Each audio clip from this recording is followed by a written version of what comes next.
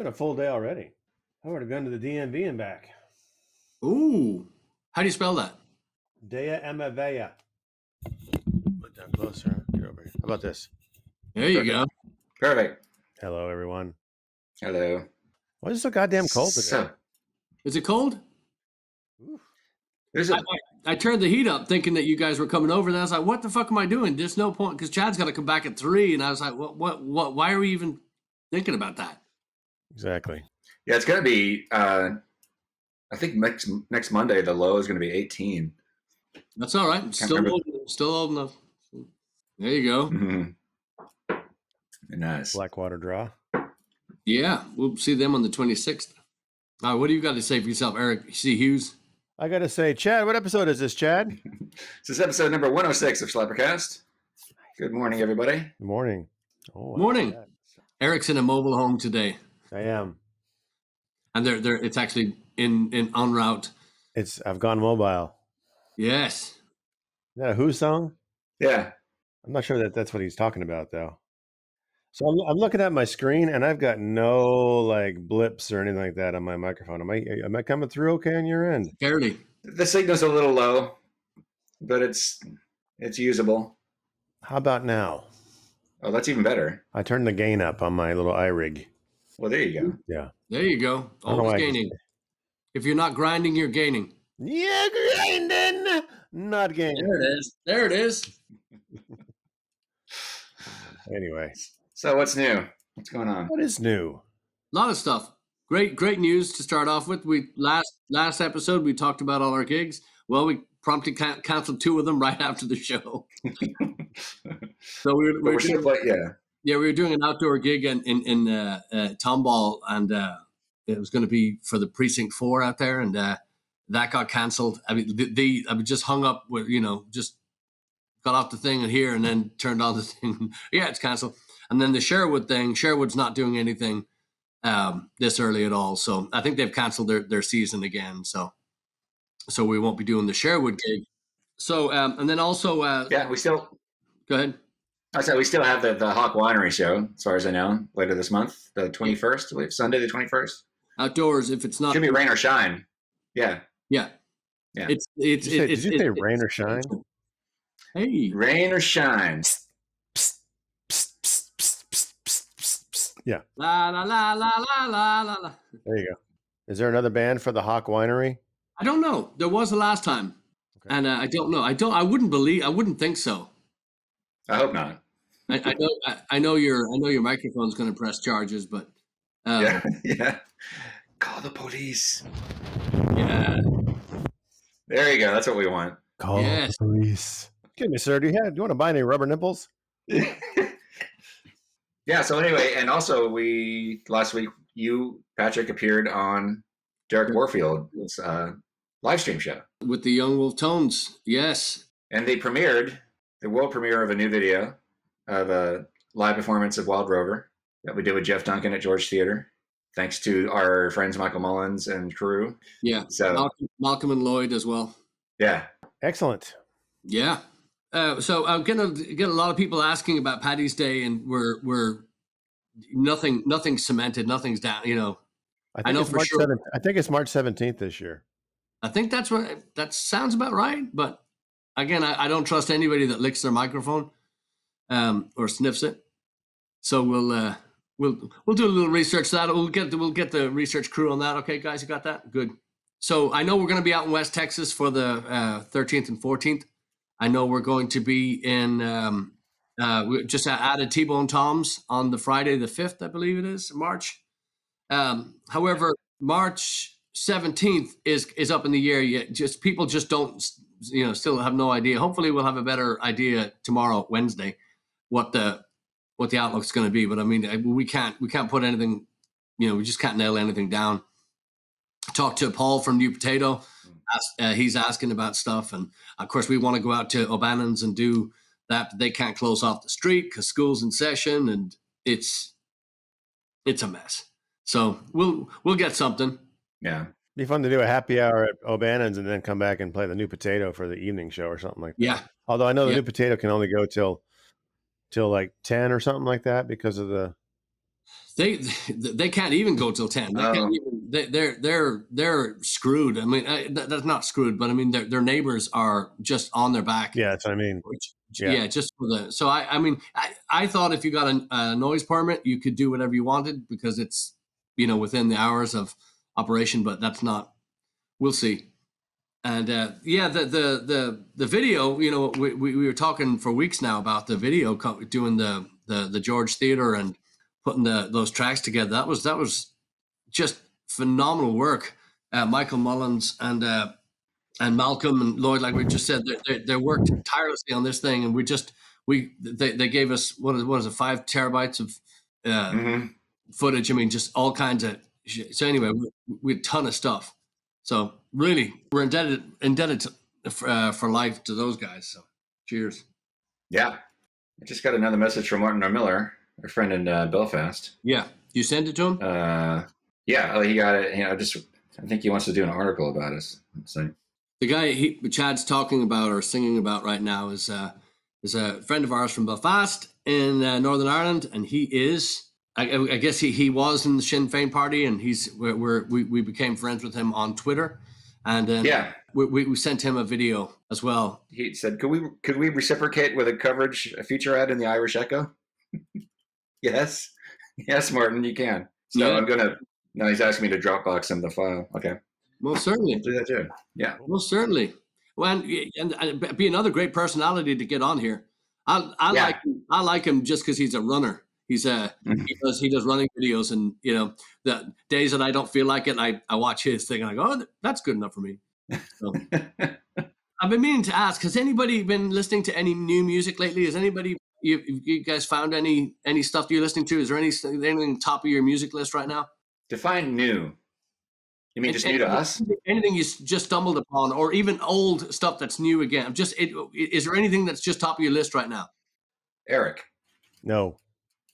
No.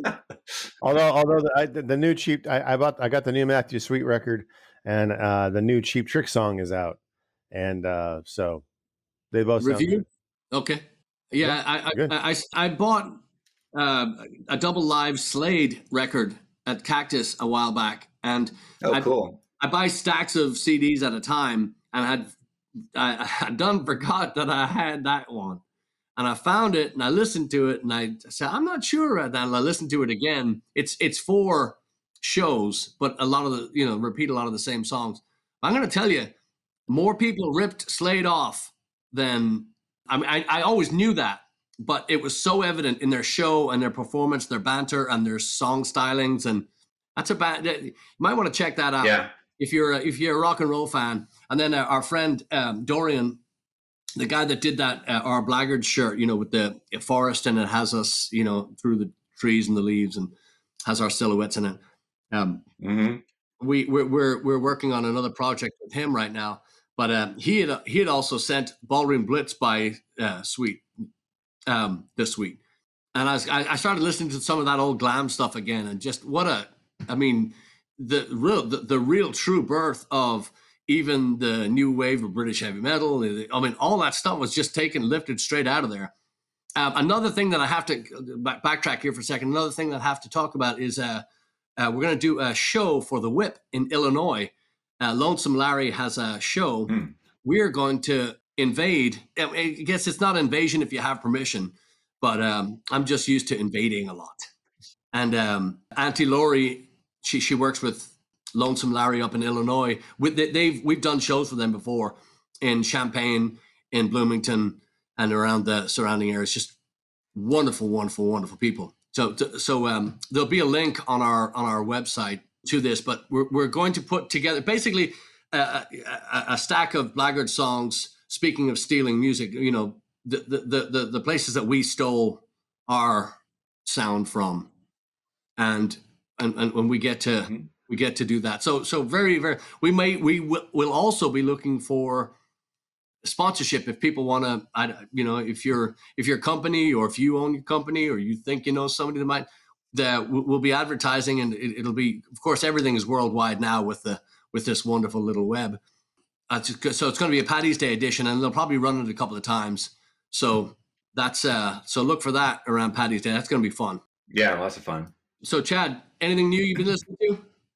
Trying to dodge the question. Not really. I was yeah, somebody else. I was listening to my favorite Pink Floyd album, which is Animals. Kind of a social commentary record. I was reminded of that on January 6th, and if anybody knows how that record ends, you'll know why. So that's but I love that. I love that record. Didn't you used to have a tape of that? No, You never had that one? Okay. don't think so. No, I'm not a big Pink Floyd fan. Yeah. Again, another thing, like I appreciate everything they did. Yeah. You know, I was going over some of the notes from shows before, and you know, the people go, well, you know, that's not fair. You know, these guys are really good. It's not that we hate them; it's just that they're completely out of our, you know. Another, God, what was it? I've been listening to a lot of Adrian Smith from Iron Maiden is one of my all-time favorite guitar players, and he's shocking. I know.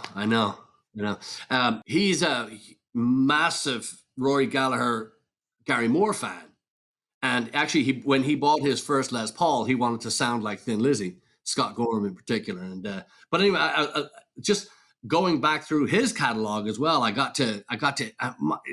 It's a carbon copy. I mean, he didn't just go out and rewrite their songs, but his style is right out of the Gary Moore playbook. But he plays a lot less notes, a lot more. He's a lot more methodical and uses a lot more melody. But just what a great player and tone best, just great. Anyway, so I've been meaning to ask the last couple of shows about that stuff because I'm trying to push away from, you know, after being stuck in the studio and listening to our shit over and over and over again. You have to kind of wait out and breathe a little bit. Didn't one of the Iron Maiden guys just release a new record with somebody? Yeah, Adrian Smith and Richie Kotzen. That's right. Yeah. Yeah, and it's heard it? I've heard a couple of songs off it, and it's very guitar work's great, but it's the vocal style's a little. Is he Winery Dog? I think Richie Kotzen is a. He's a Winery Dog. Yeah. And that stuff doesn't float my boat, but it's good. Adrian Smith, the stuff that he writes too, you know, he used to be his band before Iron Maiden was Urchin, and they're, you know, he really gave that a wallop. I mean, he tried to make that work, and I thought it was a great band, but he belongs in Iron Maiden. He's the guy that takes 2 minutes to midnight and goes, hey, let's take it down, you know. A few beats per minute, you know, we're just flying through this stuff. I mean, their catalog is epic. It makes the Bible look like a pamphlet. They need somebody in there to keep that texture of those songs because they're so brilliantly pieced together. Yeah. So the music. Yeah, I'm going to. I think we should make this a part of our routine weekly. Is to give a listen and give a shine a little light and something new, even if it's old. Yeah, but I cannot recommend the Slade record enough. It's anthem rock, but it's glam and very tongue-in-cheek. Very, very, very, very good stuff. Real good energy. Yeah, decent players. I mean, none of them. They kind of remind me of Status Quo. Their worst stuff was their biggest hits, as it is for many of these bands. Rocking all over the world. Right. You know, that just crap. But they had some really good. Yeah, deep cuts that were overlooked, but that kind of Francis Rossi, that kind of 12-bar blues thing, and over and over and over again. And so, is there a band out there that you guys have heard of that you're interested in looking at, you haven't checked out yet, or a collaboration, or what's Vinny Appice doing? This album called Animals by Pink Floyd, I guess, is interesting enough. No, that's a good question. I haven't really been listening to that much stuff lately, but I need, but this, we make this a regular part of the show that will incentivize me to actually deliberately listen to something. I mean, after my lesson last week, I was given a list of a bunch of songs that have double kick in them that my teacher, my buddy Joe, recommended. And some of them were old songs that I had completely forgotten about. And some were some I hadn't heard before. Like there's a couple older Metallica songs he wanted me to listen to. And can you remember the names? Actually, I knew, actually, and you're gonna laugh at this, but actually a new Journey song actually that was actually not terrible. Like new as when Steve Smith rejoined the band, and they put out something. Where the hell's my list here? Oh, there's also a really cool version of Overkill that I found with Mickey D and Phil Campbell playing on it. It doesn't get Yes. quite as fast as the original one does, but it's still pretty Filthy. goddamn good. Yep. Yeah. So there's a song called "One More" by Journey, and it's just got some really cool, very very very anthemy kind of rock, but some very cool double stuff in there. A Meshuga song, which I'd always known about Meshuga, but never really listened to him. And the thing about that song is that it's got a really cool kick drum pattern, but it's like 9 minutes of almost the same thing all the way Oh, through. But our favorite. it's a challenge to listen to because it's just like the kind of the same thing. A couple of Rush songs, of course, because he's a big Rush fan. What else? Oh, a Dream Theater song called "Pull Me Under." I don't know Yes. anything about Yeah. Dream Theater. I kind of missed all that. Like when all that stuff was coming out, I just kind of just like, whatever. But it's a cool song. And It's a, yeah. Cowboys from Hell by Pantera, which I didn't, I knew about Pantera. Vinnie Paul does not get enough recognition. Yeah. Alex Van Halen and Vinnie Paul and Brian Downey are three of the drummers that I just think are criminally overlooked. Yeah. I think they're brilliant, but so stuff like that. Yeah. Just, I mean, and a lot of these are old songs, obviously. The Meshuggah is probably the newest thing on that list. And that's an adult portion of metal for sure. The only problem with it though is that it's all recorded Pro Tools and digital, so it just sounds a little too machine. The problem I have with most music today that just sounds too.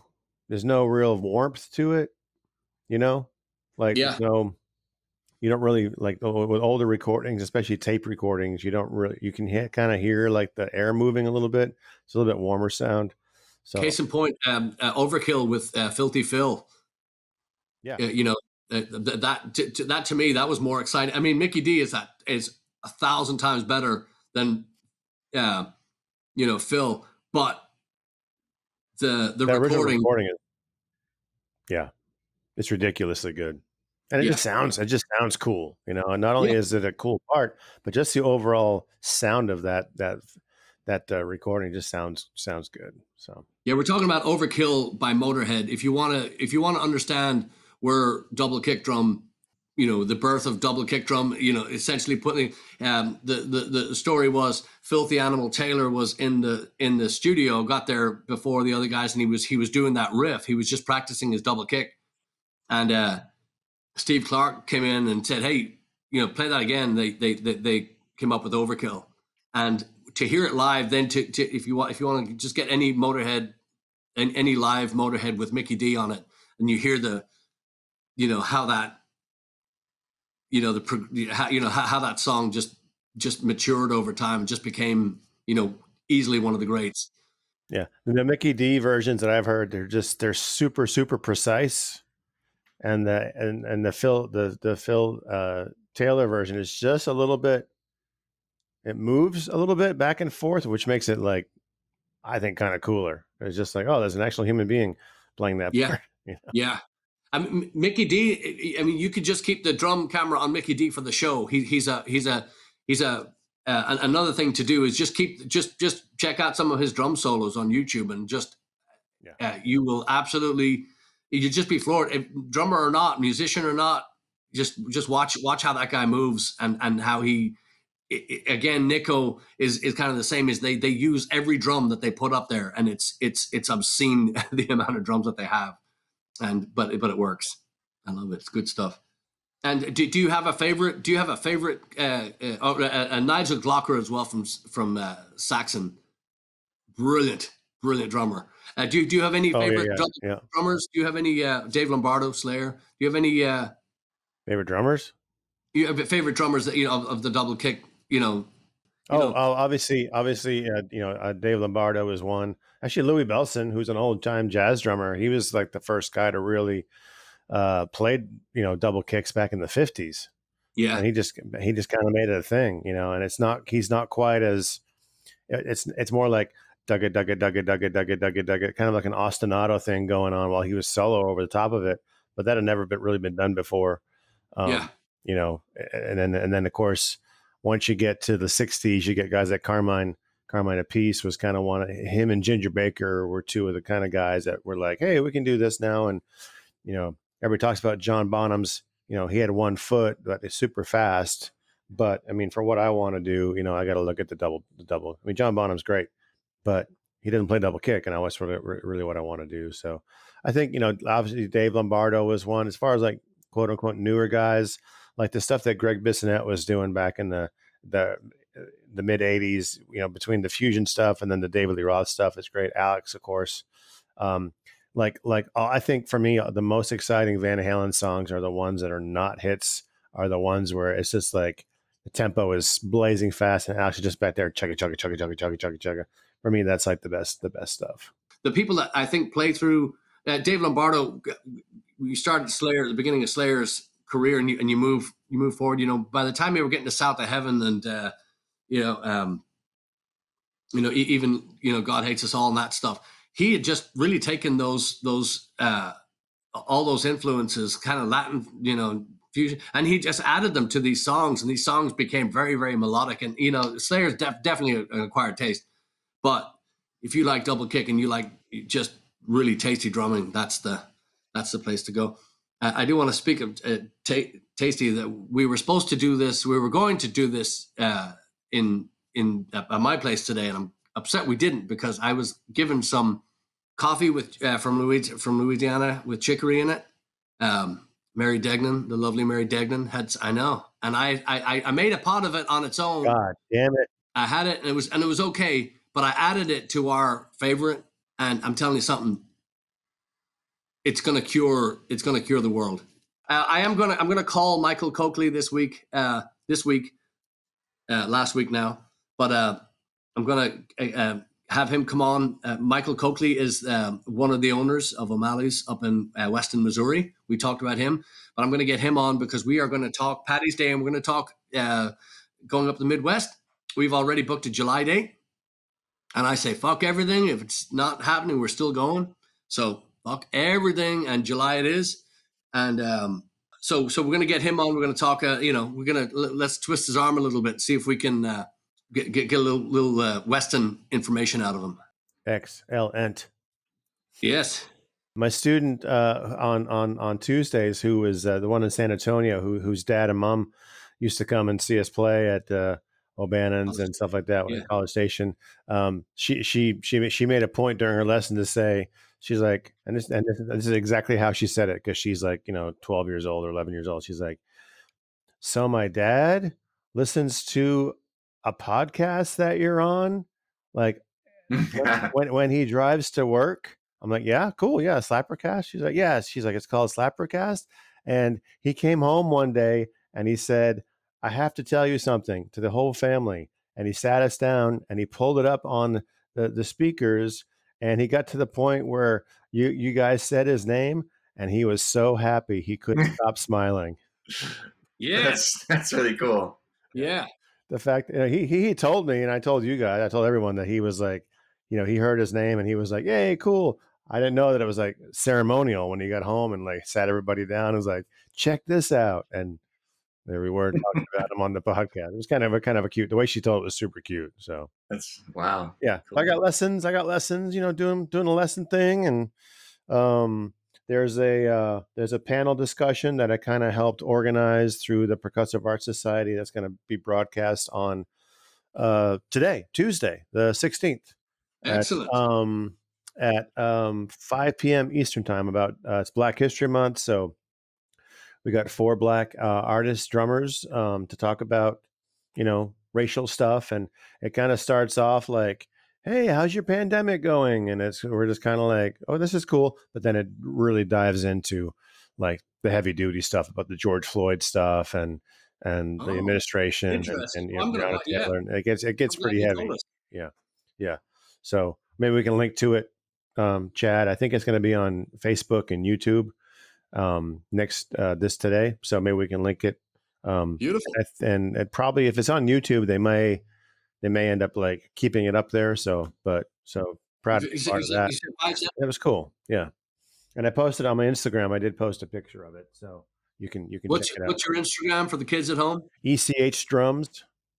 That's easy. Does that stand ECH for Eric C. Hughes, or is there? It stands for Eric C. Hughes. Did you do anything fun for Valentine's Day, Eric? No. No? Good. Chad? Hate it. Chad? I wasn't even thinking. I just came and went. Okay, good. That makes 4 of us. I mean, I ate some chocolate, but that's that can be every day as far as I know. That's all you're supposed to do. That's all you're supposed to do. You guys, you did well. I'm very proud of you both. I'm very proud of you both. I'm kicking myself now because I can't remember his name, but I had coffee with 2 friends. Actually, we all know Cindy Haywood. She's doing phenomenal work with the Suicide Talks with a Z, here on Facebook and here on YouTube and all that stuff. And you can check her out. But we met for coffee with another friend of ours, Lynette Gordon, who we all used to work with back in the day. We sat there for a couple hours. We had coffee and reminisced, blah, blah, blah. And there was a young gentleman sitting there, and he recognized me, and he had said that he and his father, and he was actually listening to us at the coffee shop. And he had said that he was a big fan. His father lives in Longview and seen us a bunch of times, and I can't for the life of me remember his name, but he your story reminded me too that it was just such a nice, like I say, we were there for over 2 hours, maybe 2.5 hours, and he was at another table and just completely patient and blah blah blah. But at the end, just said I'm a big fan and just made my day. So nice, cool. Yeah, always good to hear. Like, hey, are you guys in that band? Yeah, that's us. Yeah, you're crap. Oh, well, I won't tell that story on. Yeah, we know. Yeah. We're doing something about it. What are you doing? Yeah, you're sitting here drinking coffee. Shut up. No. Yeah, you fucking lazy son of a bitch. Get to work. Yeah. Right with you. Yeah. Where's your band? Shit. Ooh, where's your gig on a Friday, Saturday night? Exactly. Yeah. Part-time professional, my ass. Yeah. No time professional. Yeah. Laid off professional. Yeah. And there she went. Come to that. But yeah, so we got I guess Hawk Winery this week. That's it. Is it this week? Yeah. Sunday. Mm-hmm. Yeah, you're right. Okay. The month is flying by. Yes, it is. February. You can't spell fuck it without February, right? Look at that. Can anybody see that? Oh, I just sent a chat. I just saw that. Yes. Cool. Good Make sure y'all question. can see it. Good question. Let's check into that next week on SlapperCast. Yeah, I'm pretty sure we have somebody. They're going to be either passing or dunking. Jeff really tears it up on this the Wild Rover video that I just finished editing last night. Yeah, it's really cool. When you told me to, one of the last mixing suggestions or requests that Patrick sent me was to bump up his vocals. And when I did that, because his gang wasn't that loud, because there was some stuff I hadn't noticed until I did that. There was a lower third part harmony he did on one of the very last choruses, and so it's incredibly rich. I'll also put the kick up on the breaks, and it just really nice little touch, and just the song to me really captures what we do live. Somebody was saying the other day that we're a definite live band. Studio that's yet to be determined, but we're I think Paul Beebe did a great job in capturing our live sound, and the of course the guys at the George Theater, Michael and Malcolm, the gang, they did just really. I mean, it comes through. Lori was saying that I showed her the video, and she said that she just wished that there was an audience there for it. I said, no, it's probably better there wasn't. No, but she's right. Yeah. Well, hopefully someday we'll get that sorted out. Yeah. Oh yeah. I'm really pleased with it. Very, very pleased with it. The quality is second to none. The stage is beautiful. The sound was great, and the guys worked their ass off. We are indebted. So I can't remember if I mentioned this last week too, but Tim Kennedy, who filmed the Sherwood virtual show that we did about 5 months ago, he gave me some 4K footage on that as well, which I kind of forgot about promptly afterwards. But I'm now working on that as well, and going to return to that mix and kind of tweak that mix up a little bit. Yeah, put that footage out. We'll see what we can combine to make that. What's really cool about that footage in particular is that Solar Rain is in the shots for the second half of the show. So, and there's Solar Rain, boys and girls, is a fire troupe. They dance and perform with fire, and they do all kinds of coordinated and choreographed dancing and jumping and spinning. And it's if you told me about it, I'd say no, thank you. If it was happening across the street, I wouldn't go to see it.